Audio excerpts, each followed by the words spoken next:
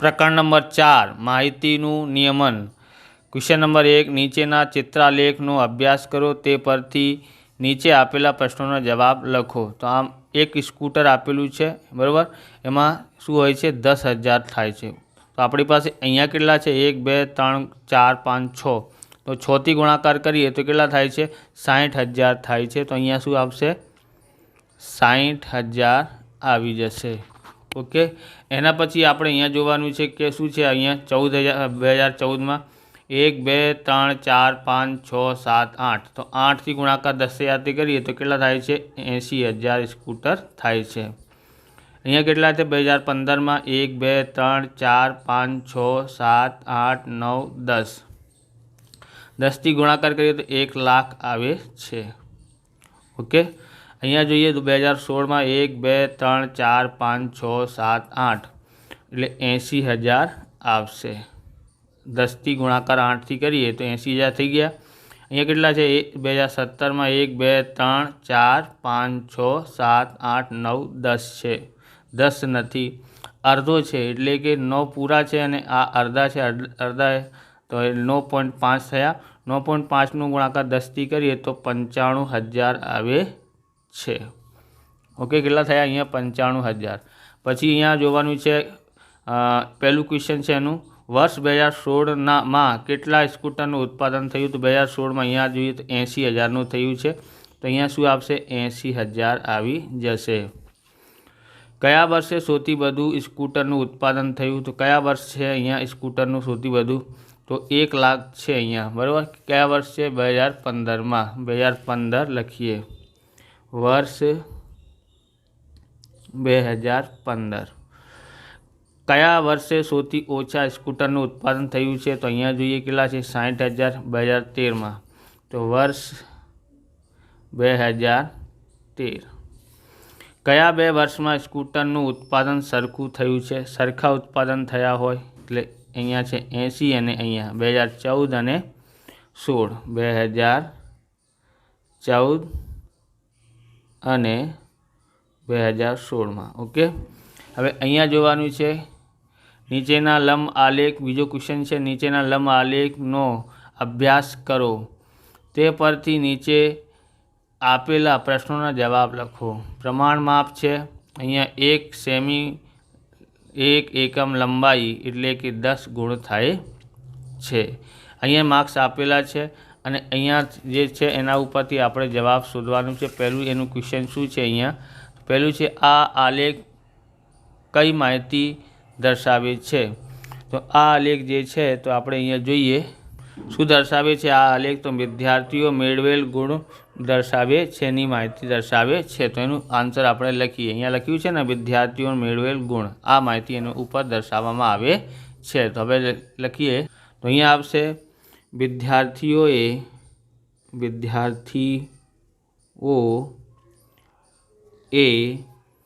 વિવિધ વિષયોમાં મેળવેલા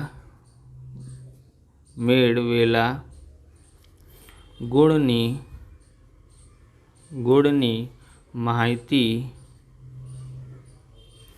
દર્શાવે છે। ઓકે, બીજો ક્વેશ્ચન છે વિદ્યાર્થીઓએ કયા વિષયમાં સૌથી વધુ ગુણ મેળવ્યા છે અને કેટલા? તો અહીંયા આલેખ આપેલું છે, સૌથી વધારે ગુણ ક્યાં છે? તો આમાં છે શું છે અહીંયા ગણિતમાં, શું છે ગણિતમાં મેળવ્યા છે અને અહીંયા જોવાનું છે કેટલા છે અહીંયા 60થી ઉપર જતું રહ્યું છે। એટલે હવે આપણે જોવાનું છે અહીંયા એક લાઈન ઉપર કેટલા છે? તો અહીંયા જે છે કેટલા છે અહીંયા 10 છે, 10-10નું અંતર છે એટલે 10 ભાગ્યા કેટલા કરવાનું છે આપણે? તો અહીંયા જોવાનું છે આપણી પાસે કેટલી લાઈનો છે, એટલે 1 2 3 4 5, તો 5થી ભાગાકાર કરીએ તો 2 આવે છે, એટલે એક લાઈન ઉપર 2 હોય છે। અહીંયા છે 60 અને બીજી એક લાઈન છે તો 60 અને 2 62 થાય છે। એનો જવાબ આપણે લખીએ, તો આપણે લખીએ અહીંયા વિદ્યાર્થીઓએ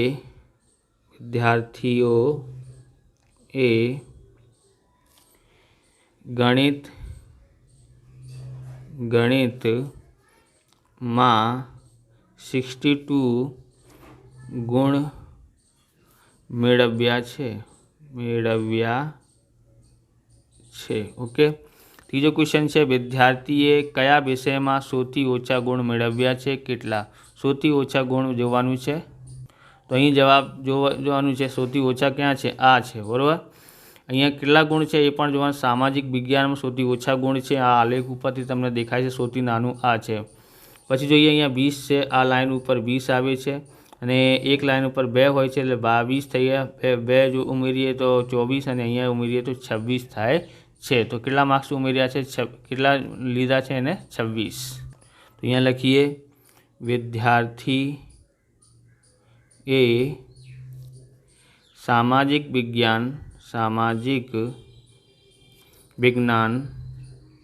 વિજ્ઞાનમાં સૌથી ઓછા 26 ગુણ મેળવ્યા છે. તો તમને આવા પ્રકારના વિડીયો જોઈએ તો ડિસ્ક્રિપ્શનમાં તમને ગણિતની સ્વાધ્યાયપોથી અને હિન્દીની સ્વાધ્યાયપોથીનું સોલ્યુશન મળી જશે અને બુકની પણ બધા ચેપ્ટરોની પ્લેલિસ્ટની લિંક મળી જશે ડિસ્ક્રિપ્શનમાંથી. ત્યાંથી તમે જોઈ શકો છો. ચેનલ પર નવા છો તો ચેનલને સબસ્ક્રાઈબ કરી લેવાનું, કેમ કે આવા રીતના વિડીયો તમને મળતા રહેશે. હવે છે ચોથું, વિદ્યાર્થીઓ કયા 2 વિષયમાં સરખા ગુણ મેળવ્યા છે, કેટલા? તો અહીંયા જોઈએ તો અહીંયા એના ઉપરથી જોઈએ તો ક્યાં સરખા દેખાય છે, ક્યાં બરાબર દેખાય છે? આ અને આ સરખા દેખાય છે? નથી, બરાબર. તો અહીંયા જોઈએ દેખાય છે ને, આ લાઈન ઉપર જોઈએ તો બંને સરખા છે. ગુજરાતી અને વિજ્ઞાનમાં કેટલા છે? તો આપણે અહીંયા જોઈએ. અહીંયા કેટલા છે? 30 અને 2 32, 32 અને 2 34 થાય છે. તો આપણે લખીએ, વિદ્યાર્થી એ ગુજરાતી અને વિજ્ઞાનમાં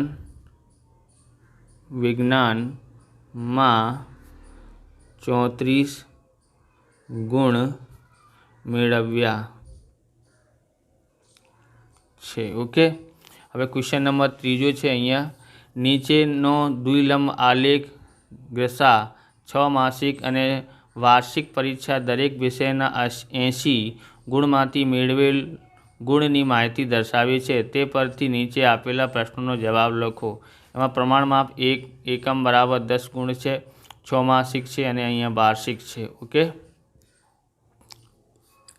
આલેખ આપેલું છે, એના ઉપરથી આપણે ક્વેશ્ચન જોઈએ. ગણિત, વિજ્ઞાન, સમાજશાસ્ત્ર, અંગ્રેજી અને ગુજરાતી વિષય અહીંયા આપેલું છે. અહીંયા ગ્રસાએ મેળવેલ ગુણ. તો ઉપરના દ્વિલંબ આલેખ કઈ માહિતી દર્શાવે છે? તો અહીંયા લખ્યું છે ગ્રસાએ મેળવેલ ગુણ. આ માહિતી દર્શાવે છે. ઓકે.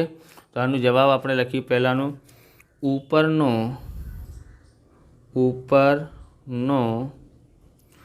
દ્વિલંબ આલેખ 6 માસિક અને વાર્ષિક પરીક્ષામાં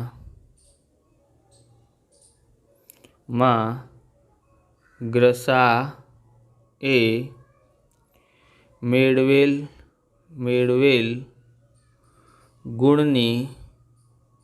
ગુણની માહિતી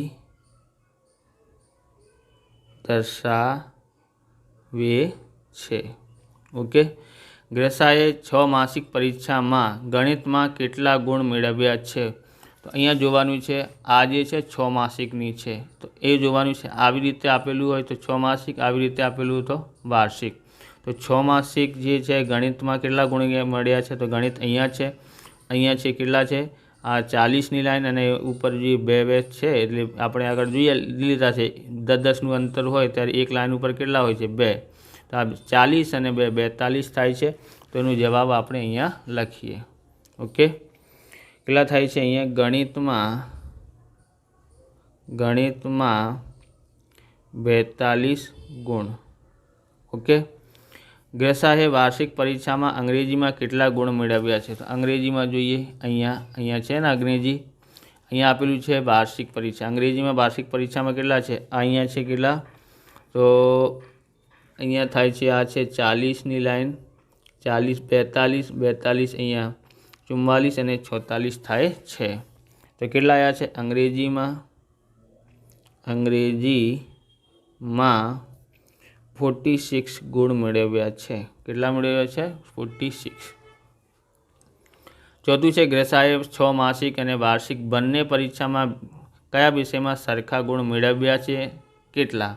તો અહીંયા જોઈએ સરખા, વાર્ષિક અને જે છે વાર્ષિક અને 6 માસિક. તો અહીંયા છે આ ગુજરાતીમાં શું મેળવ્યા છે? સરખા મેળવ્યા છે. તો આપણે જોઈએ અહીંયા ગુજરાતીમાં 60 ગુણ. ગુજરાતીમાં કેટલા ગુણ મેળવ્યા છે? 60. ઓકે. તો ક્વેશ્ચન નંબર 5 છે ગ્રેસાએ 6 માસિક પરીક્ષામાં કયા વિષયમાં સૌથી ઓછા ગુણ મેળવ્યા છે? કેટલા?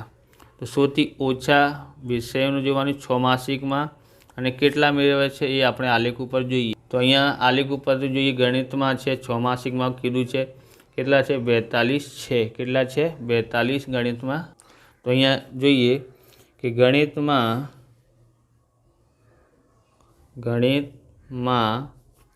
42 ગુણ. ઓકે. છઠ્ઠું છે ગ્રેસાએ 6 માસિક પરીક્ષામાં કયા વિષયમાં સૌથી વધુ ગુણ મેળવ્યા છે? કેટલા? 6 માસિક કીધું છે અને કયા વિષયમાં સૌથી વધુ મેળવ્યા છે? તો 6 માસિકમાં આપણે અહીંયા જોઈએ તો વધારેમાં આ લાઈન દેખાય છે ને, એમાં સૌથી વધારે કઈ છે? આ છે. તો એમાં શું આપશે? ગુજરાતીમાં કેટલા ગુણ છે? તો 60ની સામે છે એટલે 60 ગુણ આપશે. તો એનો જવાબ છે ગુજરાતીમાં કેટલા છે? 60 ગુણ. ઓકે. સાતમું છે ગ્રેસાએ વાર્ષિક પરીક્ષામાં કયા વિષયમાં સૌથી ઓછા ગુણ મેળવ્યા છે? કેટલા? વાર્ષિક પરીક્ષામાં જોવાનું છે. તો આ વાર્ષિક પરીક્ષાનું છે. સૌથી ઓછા મેળવ્યા હોય એ કયા છે? આ 60 છે, એ 50ની વધારે છે, આ પણ 50થી વધારે છે. આ જોઈએ 50થી નાનું નીચે છે એટલે કે આ કેટલા છે? 46 છે. કયા વિષયમાં? અંગ્રેજી વિષયમાં. તો અહીંયા જોઈએ અંગ્રેજીમાં 46 ગુણ છે. ઓકે. કેટલા ગુણ છે? 46. આઠમું છે ગ્રેસાએ વાર્ષિક પરીક્ષામાં કયા વિષયમાં સૌથી વધુ ગુણ મેળવ્યા છે? કેટલા? તો સૌથી વધુ ગુણ મેળવ્યા હોય એ આપણે અહીંયા જોઈએ. તો વાર્ષિક પરીક્ષામાં જોવાનું સૌથી વધારે ગુણ ક્યાં છે? અહીંયા છે. કેટલા છે? 60 અને અહીંયા પણ 60 છે. તો ગણિત અને ગુજરાતી બંનેમાં 60 લીધું છે. ઓકે. તો હવે આપણે એનો જવાબ લખીએ. તો અહીંયા જવાબ આવશે ગણિત અને ગુજરાતી કેટલા ગુણ લીધા છે? માં 60 ગુણ. ઓકે. તો હવે આગળ જોઈએ ક્વેશ્ચન નંબર 4 આપેલું છે. અક્ષયનો માસિક પગાર ₹40,000 છે. તેના ઘરનો માસિક ખર્ચ નીચે વર્તુળ આલેખમાં દર્શાવેલ છે. નીચેના પ્રશ્નોના જવાબ લખો. પહેલું છે અક્ષયના ઘરનો સૌથી ઓછો ખર્ચ શામાં છે અને કેટલું છે? સૌથી ઓછો ખર્ચ પર્સન્ટેજમાં જોઈએ 52 છે. બરાબર. કયો છે? 52. અને કેવી રીતે શોધી શકાય? તો આપણે અહીંયા તો 52 કેટલું છે? આ 5% છે. ટોટલ કેટલું છે? 40. તો 52 બરાબર 40,000ના 5%. એટલે કે 40,000 ગુણાકારમાં 5 ભાગાકારમાં 100. 2 0થી 2 0 ઉડાવી નાખો. કેટલા આવ્યા? 400 ગુણાકારમાં 5. 4 પંજા 20 અને 2 0ના 20 થયા અને 2 0 મૂકો કેમ કે 2 0 છે ને અહીંયા 2000 રૂપિયા થાય છે. તો આપણે લખીએ અહીંયા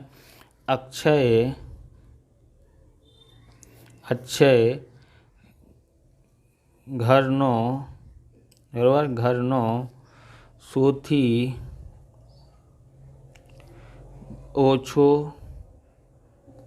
ઓછો ખર્ચ વાહનમાં થયો છે. કેટલા રૂપિયા? ₹2000. ઓકે. અક્ષયના ઘરનો સૌથી વધુ ખર્ચ શામાં છે, કેટલા છે? તો આમાં જોઈએ સૌથી વધારે ખર્ચ છે ખોરાકમાં, બરાબર. કેટલું છે એ આપણે શોધવાનું છે. ઓકે, તો આપણે શોધીએ અહીંયા. તો જે છે ખોરાક કેટલા છે? 40,000ના 25%, બરાબર. 40,000 ગુણાકારમાં 25 ભાગાકારમાં 100. 2 0થી 2 0 ઉડાવી નાખો. અહીંયા આવી છે 400 ગુણાકારમાં 25. 25 ચોક 100 થાય છે. ઓકે, 100 અને કેટલા 0 છે? 2, તો 2 0 મૂકો. કેટલા થયા? 10,000. તો આપણે અહીંયા 10,000 લખીએ. તો અક્ષયના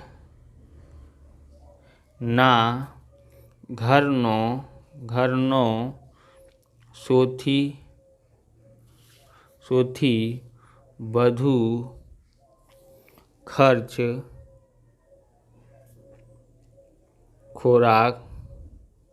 ખોરાકમાં થયો છે. કેટલો થયો છે? રૂપિયા 10,000. કેટલા? 10,000. અક્ષયની માસિક બચત કેટલા રૂપિયા છે? તો માસિક બચત દેખાય છે, આ બચત છે 15%, બરાબર. તો અહીંયા જવાબ આપણે લખીએ. અક્ષયની માસિક, તો 15 ચોક 60 એટલે 60,000 આવશે. માસિક બચત 6,000 થાય છે. કેટલા થાય છે? રૂપિયા 6,000 થઈ છે. કેવી રીતે? તો આપણે સોલ્યુશન કરીએ. બચત શું છે? બચત 40,000 આપેલું છે, બરાબર. ના કેટલા છે? 15%. તો 40,000 ગુણાકારમાં 15 ભાગાકારમાં 100. એટલે 2 0થી 2 0 ઉડાવી નાખ્યા છે. 400 ગુણાકારમાં 15. 2 0 છે એટલે 2 0 ઉતારી નાખો. 15નો ગુણાકાર 4થી કરીએ તો 15 ચોક 60. તો કેટલા આવ્યા છે? 6,000 આવ્યા છે. ઓકે, હવે છે અક્ષયનો માસિક કેળવણી ખર્ચ કેટલા રૂપિયા છે? તો કેળવણી ખર્ચ જોઈએ. ક્યાં આપેલું છે કેળવણી ખર્ચ? અહીંયા આપેલું છે. બાળકોની કેળવણી 15%. તો 15% આપણે શોધી લીધું છે. કેટલા છે? 6,000. તો બરાબર. તો આપણે અહીંયા લખીએ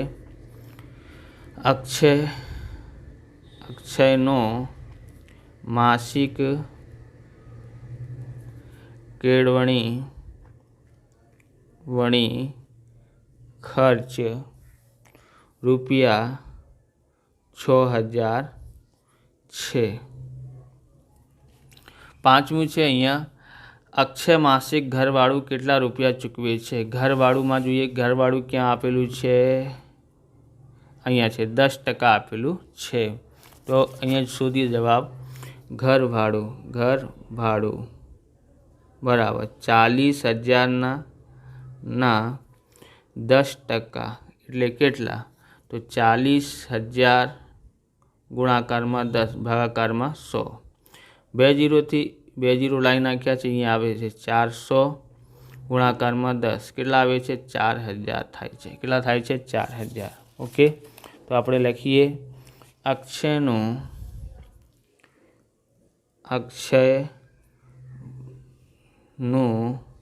માસિક ઘરભાડું રૂપિયા અક્ષયનું ઘરભાડું રૂપિયા 4,000 રૂપિયા ચૂકવે છે. ખબર પડી ગઈ કેવી રીતે? તો આપણે જોઈ લીધું. 10% આપેલું છે. 40,000નો 10% કેટલા થાય છે? 4,000 થાય છે. તો એટલા માટે અક્ષયનું માસિક ઘરભાડું રૂપિયા 4,000 ચૂકવે છે. આવી રીતે આ વિડીયો પૂરું થાય છે. તમને વિડીયો સારું લાગ્યો હોય તો લાઇક કરવાનું, ચેનલને સબસ્ક્રાઈબ કરવાનું. મળીએ બીજા વિડીયોમાં. જય હિન્દ, જય ભારત, વંદે માતરમ.